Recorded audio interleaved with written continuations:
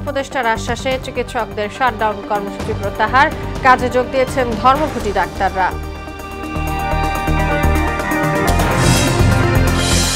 বন্যা দুর্গত এলাকায় ছড়িয়ে পড়ছে রোগবালাই, হাসপাতালে বাড়ছে চাপ, আগাম পূর্বাভাস পেলে ক্ষয়ক্ষতি কম হতো বললেন পানি সম্পদ উপদেষ্টা। জিয়াউর রহমানই বহুদলীয় গণতন্ত্রের প্রবক্তা বললেন ফখরুল, ভয় নয় উদারতা দিয়ে মানুষের মন জয় করার আহ্বান তারেকের। এবং আওয়ামী লীগের নিবন্ধন বাতিলের রিট হাইকোর্টে খারিজ, জামায়াতের নিবন্ধন ফেরতের খারিজ আপিল পুনরুজ্জীবনের শুনানি 21 অক্টোবর।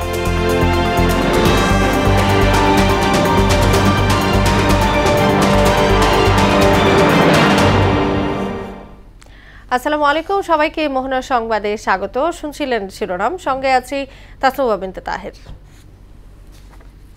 এবার বিস্তারিত। দেশের সব হাসপাতালে কমপ্লিট শাটডাউন স্থগিত হয়েছে বলে জানিয়েছেন স্বাস্থ্য ও পরিবার কল্যাণ উপদেষ্টা নূরজাহান বেগম।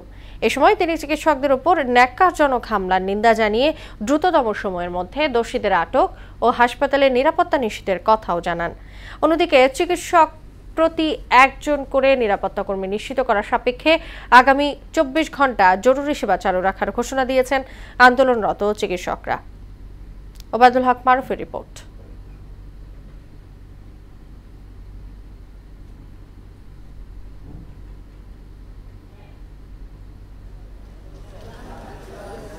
ঢাকা মেডিকেল হাসপাতালে চিকিৎসকদের উপর হামলার প্রতিবাদে কমপ্লিট শাটডাউন ঘোষণার পর আন্দোলনরত চিকিৎসকদের সঙ্গে বৈঠক শেষে সাংবাদিকদের মুখোমুখি হন স্বাস্থ্য ও পরিবার কল্যাণ উপদেষ্টা নূরজাহান বেগম। এ সময় স্বাস্থ্য উপদেষ্টা হামলাকারীদের আটক করে বিচার ও হাসপাতালের নিরাপত্তা নিশ্চিত করার আশ্বাস দিয়ে তাদের চিকিৎসায় ফিরতে আহ্বান জানান। উপদেষ্টা ও হাসপাতাল প্রশাসনের সংবাদ সম্মেলন শেষ হলে তাদের দাবি দাবা নিয়ে সাংবাদিকদের মুখোমুখি হন আন্দোলনরত চিকিৎসক প্রতিনিধিরা। উপদেষ্টা ও হাসপাতাল প্রশাসনের সংবাদ সম্মেলন শেষ হলে দাবি দাবা নিয়ে সাংবাদিকদের মুখোমুখি হন আন্দোলনরত চিকিৎসক প্রতিনিধিরা। দ্রুত সময়ের মধ্যে অ্যারেস্ট করতে হবে। আমরা তাদেরকে বলেছি আমাদের একটু সময় দাও, সিসিটিভির ক্যামেরায় যে ফুটেজগুলো আমরা পাবো সেগুলো বিশ্লেষণ করে আমরা তাদেরকে ধরবো। এবং এখানে যেই কলেজের প্রিন্সিপালও ছিলেন, এখানে ভিসি ছিলেন, ভিসিও ছিলেন, কাজে তিনিও বলতে পারবেন তার কোন ছাত্র। এ সময় প্রত্যেক চিকিৎসক প্রতি একজন নিরাপত্তা কর্মী নিশ্চিত করতে পারলে আগামী 24 ঘন্টা কেবল জরুরি চিকিৎসা চালাবেন এবং একই সময়ে হামলাকারীদের গ্রেফতার করে প্রকাশ্য আনার দাবিও তোলেন তারা। এই 7 দিনের মধ্যে যদি আমরা এই দুইটা সেবা পাই তাহলে আমরা আবার আউটডোর সেবা এবং রুটিন সেবায় ফিরে যাব।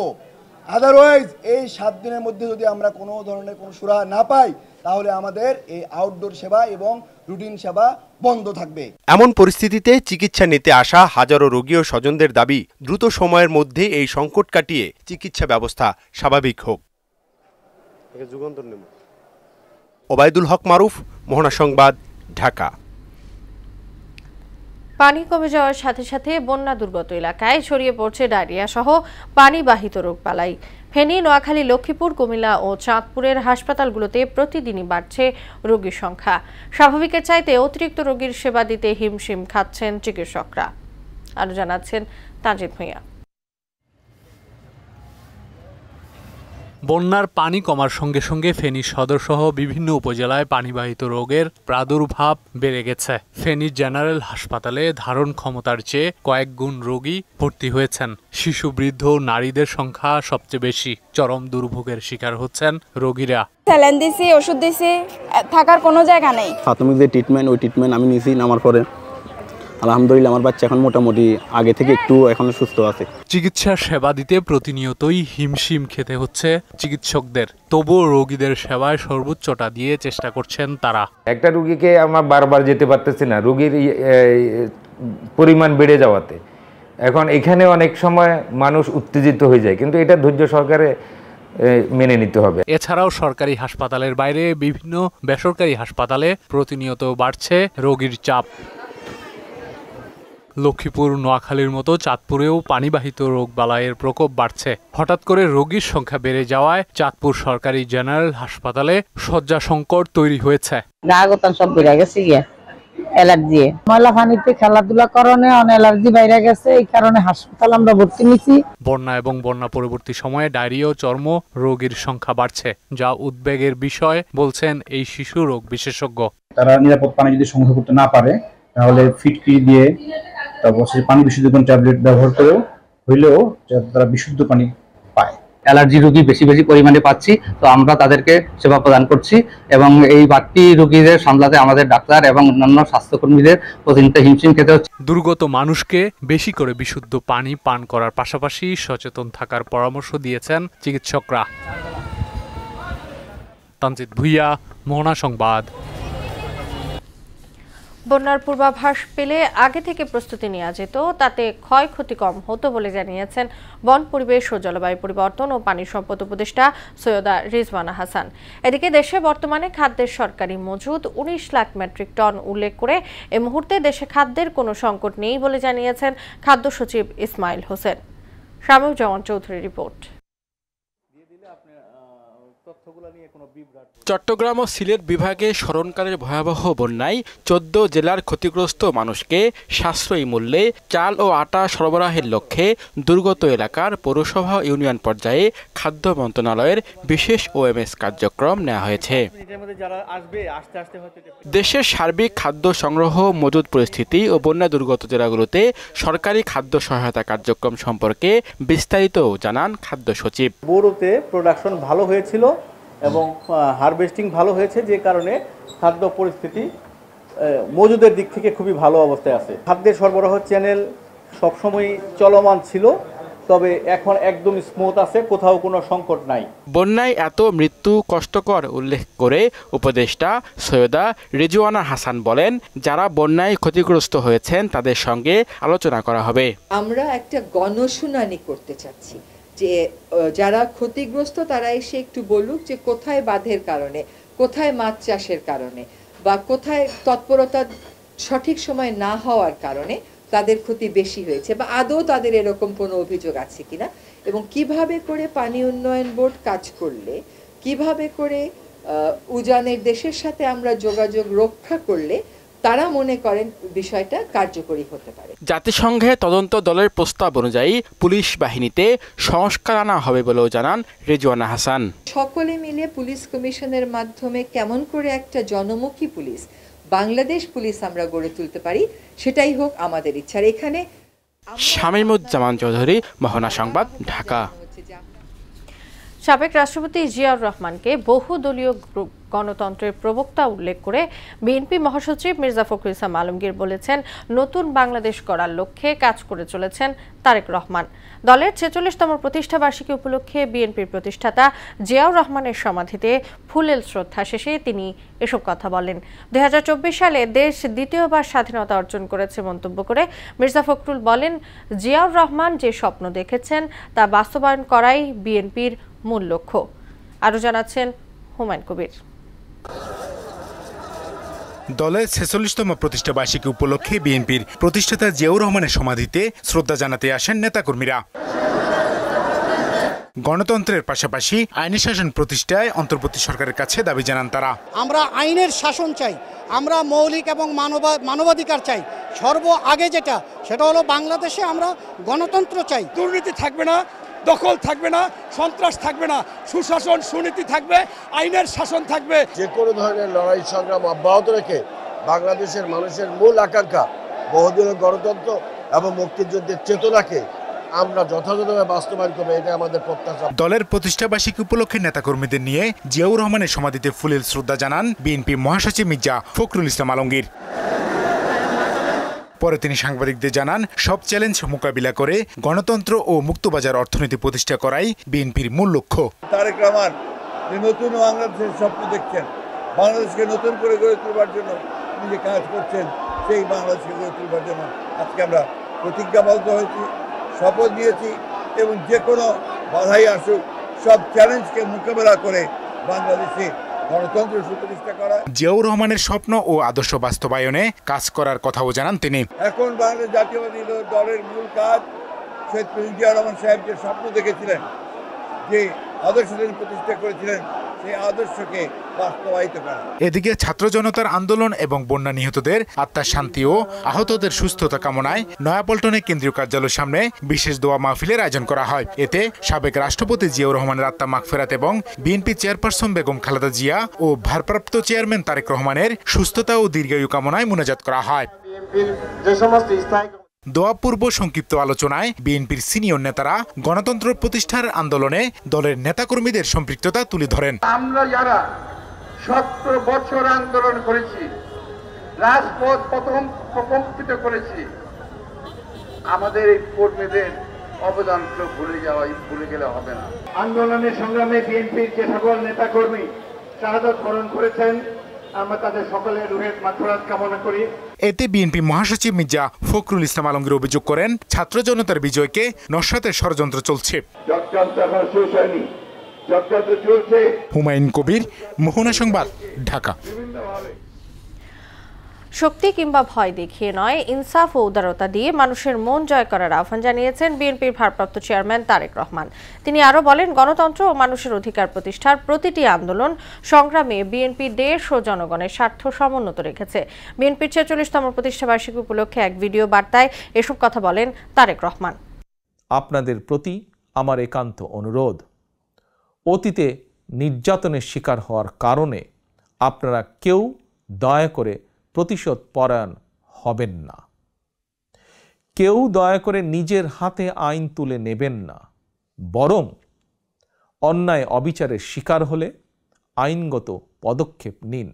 তবে খেয়াল রাখবেন, কেউ যেন হয়রানিমূলক মামলা হামলার শিকার না হন।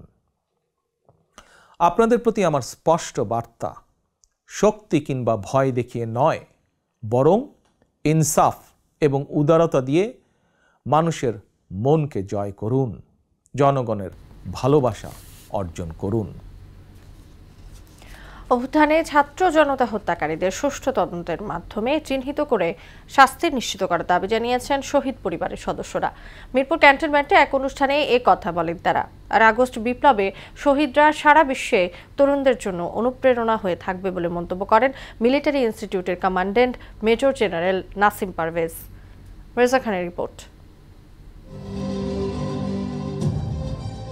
বৈষম্য বিরোধী ছাত্র আন্দোলনে শহীদ হন military institute of science technology MIST এর 2 ছাত্র শায়াখ আশহাবুল ইয়ামিন ও রাকিবুল হাসান। শহীদদের স্মৃতি রক্ষায় প্রতিষ্ঠানের নবনির্মিত অডিটোরিয়াম, মুক্তমঞ্চ ও লাইব্রেরি তাদের নামে নামকরণ করা হয়। পরে সেখানে আয়োজিত এক অনুষ্ঠানে প্রিয় সন্তানকে নিয়ে স্মৃতিচারণ করেন শহীদ ইয়ামিনের পিতা। কাকে খোঁজেন? আমার বিশ্বাস মানে আইডি কার্ড থাকে, আমি বলছি যে আমার ছেলে ইয়ামিন এখানে নাকি ভর্তি আছে, এই জন্য আমি খুঁজছি। তো বলছি না, 3 দিন উঠিতে চলে যান।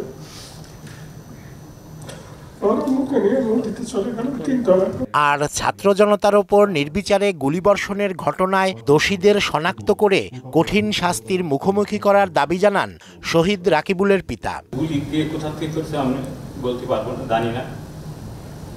তো আমি এর সঠিক তদন্তের মাধ্যমে বিচার চাই, যে যারাই আমার সন্তানকে, নিরপরাধ সন্তানকে গুলি করে হত্যা করেছে। এ সময় আমাদের তরুণরা সারা বিশ্বের জন্য অনুপ্রেরণার নজির স্থাপন করেছে বলে মন্তব্য করেন MIST এর কমান্ড্যান্ট। সত্য, ন্যায় ও সমতা ভিত্তিক বাংলাদেশ বিনির্মাণে তাদের এই ত্যাগ এবং অবদান যুগে যুগে তরুণ সমাজকে অনুপ্রেরণা এবং সাহস যোগাবে। শহীদদের আত্মার শান্তি কামনায় দেশবাসীর কাছে দোয়াও চান তিনি। আমরা তাদের বিধি আত্মার মাগফিরাত কামনা করছি। রেজা খান, মোহনা সংবাদ, ঢাকা। ছাত্র জনতাকে নির্বিচারে হত্যার দায়ে আওয়ামী লীগকে নিষিদ্ধ ও নিবন্ধন বাতিল চেয়ে দায়ের করা রিট খারিজ করে দিয়েছেন হাইকোর্ট।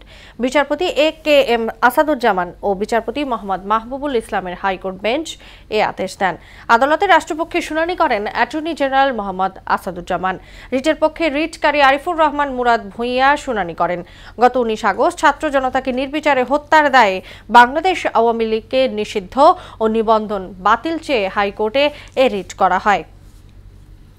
জামায়াতে ইসলামী বাতিল হওয়া নিবন্ধন ফিরে পেতে সুপ্রিম কোর্টের আপিল বিভাগে খারিজ হওয়া আপিলটি পুনরুজ্জীবিত করার বিষয়ে আবেদনের শুনানির জন্য আগামী 21 অক্টোবর ধার্য করেছেন আদালত।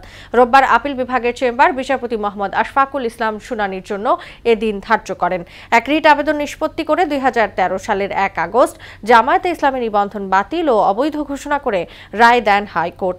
এরপর 2018 সালের 7 ডিসেম্বর বাংলাদেশ জামায়াতে ইসলামী নিবন্ধন বাতিল করে প্রজ্ঞাপন জারি করে নির্বাচন কমিশন। বাংলাদেশের সকল পার্লামেন্টে জামাতের রিপ্রেজেন্টেশন ছিল। এইভাবে কোনো কাউকে নিবন্ধন থেকে বাতিল দেওয়ার কোনো কারণ থাকতে পারে না। এটি গণপ্রতিনিধিত্ব অধ্যাদেশ 1972-এর পরিপন্থী, বাংলাদেশের সংবিধানের পরিপন্থী, বাংলাদেশের সংবিধানের 38 অনুচ্ছেদের পরিপন্থী। একটা রাজনৈতিক দল নিবন্ধন প্রাপ্ত হয় প্রতীক সহই জামাত ইসলামীর তার নিবন্ধন ফিরে পাবে বলে আমরা আশা করি। পররাষ্ট্র সচিব মাসুদ বিন মোমেনের চুক্তিভিত্তিক নিয়োগ বাতিল করেছে অন্তর্বর্তীকালীন সরকার। রাতের মধ্যে আইনি প্রক্রিয়া শেষ হবে।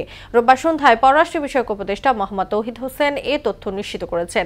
কূটনৈতিক সূত্র বলছে 2022 সালের নভেম্বরে পেশাদার কূটনীতিক মাসুদ বিন মোমেন অবসরে যান, কিন্তু বিদায়ী শেখ হাসিনা সরকার তাকে 2 বছরের জন্য চুক্তিভিত্তিক নিয়োগ প্রদান করে।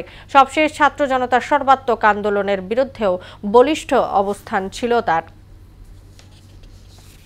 আগামী বুধবার থেকে অবৈধ অস্ত্র উদ্ধারে যৌথ অভিযান চালানো হবে বলে জানিয়েছে স্বরাষ্ট্র মন্ত্রণালয়। রোববার স্বরাষ্ট্র মন্ত্রণালয় জনসংযোগ কর্মকর্তা ফয়সাল হাসান এক বিজ্ঞপ্তিতে এ তথ্য নিশ্চিত করেছেন। গত 5 আগস্ট শেখ হাসিনার পদত্যাগের খবরে সারা দেশের বিভিন্ন থানায় হামলা, ভাঙচুর ও অগ্নিসংযোগ করা হয়। এসব ঘটনার সময় থানায় সংরক্ষিত বিপুল পরিমাণ অস্ত্র ও গোলাবারুদ লুট করে নিয়ে যায় আক্রমণকারীরা।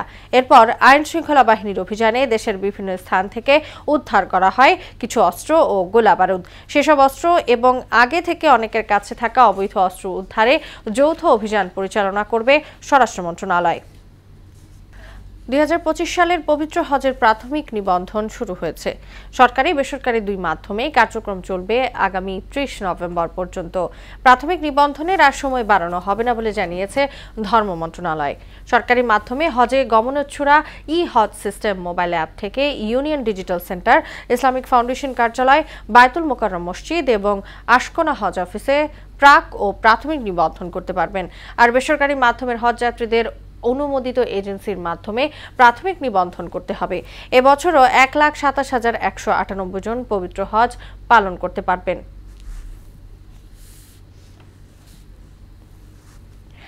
দেশের গুরুত্বপূর্ণ জায়গাগুলোতে অনিয়ম আর দুর্নীতি কায়েম করেছে স্বৈরাচারী সরকার। এগুলো সংস্কার করে যৌক্তিক সময়ের মধ্যে নির্বাচনের আহ্বান জানিয়েছেন জামায়াতের আমির ডাক্তার শফিকুর রহমান। কুষ্টিয়ার কুমারখালীতে বৈষম্য বিরোধী ছাত্র আন্দোলনে শহীদ পরিবারের সাথে মত বিনিময় সভায় এ কথা বলেন তিনি। এ সময় তিনি আরো বলেন, সাবেক প্রধানমন্ত্রী শেখ হাসিনার শাসন আমলে জামায়াতের নেতাকর্মীদের উপর জুলুম ও অত্যাচার চালানো হয়েছে। সরকারকে অনুরোধ করব, আপনারা আশা করি জনগণের আকাঙ্ক্ষাকে আপনারা অন্তরে ধারণ করে দেশ পরিচালনা করবেন। যত দ্রুত সম্ভব যে সমস্ত জায়গায় আগের সরকার আবর্জনা তৈরি করে গেছে সেগুলা পরিচ্ছন্ন করে একটা সুষ্ঠু, গ্রহণযোগ্য এবং নিরপেক্ষ নির্বাচন আপনারা উপহার দিয়ে চিরদিনের জন্য এই জাতির কাছে আপনারা সম্মানিত হবেন। নারায়ণগঞ্জের রূপগঞ্জে গাজী টায়ার কারখানায় অগ্নিকাণ্ডের ঘটনায় গঠিত 8 সদস্য তদন্ত কমিটির গণশুনানিতে অতিরিক্ত জেলা ম্যাজিস্ট্রেট হামিদুর রহমানের নেতৃত্বে প্রত্যক্ষদর্শী, এলাকাবাসী ও নিখোঁজদের স্বজনরা অংশ নেয়। তদন্ত কমিটির প্রধান অতিরিক্ত জেলা ম্যাজিস্ট্রেট হামিদুর রহমান সাংবাদিকদের বলেন, ঘটনার দিন কি ঘটেছিল, কারা জড়িত ও নিখোঁজদের নামের তালিকা যাচাই বাছাইয়ে গণশুনানি হয়েছে। এতে নিখোঁজ 78 জনের তালিকা পাওয়া গেছে, তবে সংখ্যা আরও বাড়তে পারে এবং সবার বক্তব্য যাচাই বাছাই করে 10 কার্যদিবসের মধ্যে ঘটনার তদন্ত প্রতিবেদন তুলে ধরতে পারবেন বলে জানান তিনি। তদন্ত কার্যক্রমের একটি অংশ হিসেবে আমরা একটা গণশুনানির আয়োজন করেছি। আমরা এখানে যারা স্বজনহারা ছিলেন তাদের বক্তব্য শুনেছি এবং যারা প্রত্যক্ষদর্শী ছিলেন আশেপাশে তাদের বক্তব্য শুনেছি। আমরা এখানকার যারা ম্যানেজমেন্টের দায়িত্বে আছেন ওনাদের বক্তব্য শুনেছি। তো এই সব কিছু বিষয় বিবেচনা করে আমরা আমাদের রিপোর্টটা তৈরি করব। আমরা আজকে সর্বমোট এখানে আমরা 78 জন লোকের স্বজনহারা যাদের তাদের বক্তব্য নিয়েছি। 3 মাসের নিষেধাজ্ঞা শেষে খুলল সুন্দরবনের প্রবেশদ্বার। কর্তৃপক্ষ জানায় আজ উন্মুক্ত হয়েছে পর্যটক, বাওয়ালি, জেলে ও মৌয়ালদের প্রবেশাধিকার। বাওয়ালিরা নির্দিষ্ট স্টেশন থেকে অনুমতি নিয়ে সুন্দরবনে প্রবেশ করতে পারবে। বন বিভাগের তথ্য মতে জুন থেকে আগস্ট এই 3 মাস প্রজনন মৌসুমে সুন্দরবনের নদী ও খালে থাকা বেশিরভাগ মাছ ডিম ছাড়ে। এ কারণে 3 মাসের জন্য জেলে ও পর্যটকদের সুন্দরবনে প্রবেশ বন্ধ হয়ে যায়। শেষ করব মোহনা সংবাদ, যাওয়ার আগে শিরোনামগুলো জানিয়ে দিচ্ছি আরো একবার।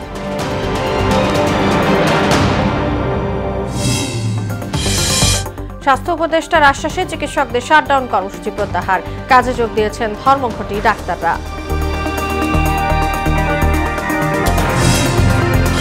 বন্যা দুর্গত এলাকায় ছড়িয়ে পড়ছে রোগবালাই, হাসপাতালে বাড়ছে চাপ, আগাম পূর্বাভাস পেলে ক্ষয়ক্ষতি কম হতো বললেন পানি সম্পদ উপদেষ্টা। জিয়াউর রহমানই বহুদলীয় গণতন্ত্রের প্রবক্তা বললেন ফখরুল, ভয় নয় উদারতা দিয়ে মানুষের মন জয় করার আহ্বান তারেকের। এবং আওয়ামী লীগের নিবন্ধন বাতিলের রিট হাইকোর্টে খারিজ, জামায়াতের নিবন্ধন ফেরতের খারিজ, আপিল পুনরুজ্জীবনের শুনানি 21 অক্টোবর। এই ছিল মোহনা সংবাদে। পরবর্তী সংবাদ রাত 12টায়। মোহনা সবশেষ খবর জানতে ভিজিট করুন www.mohana.tv। সংবাদ দেখতে পান ফেসবুক ও ইউটিউবে। এতক্ষণ সঙ্গে থাকার জন্য সবাইকে ধন্যবাদ।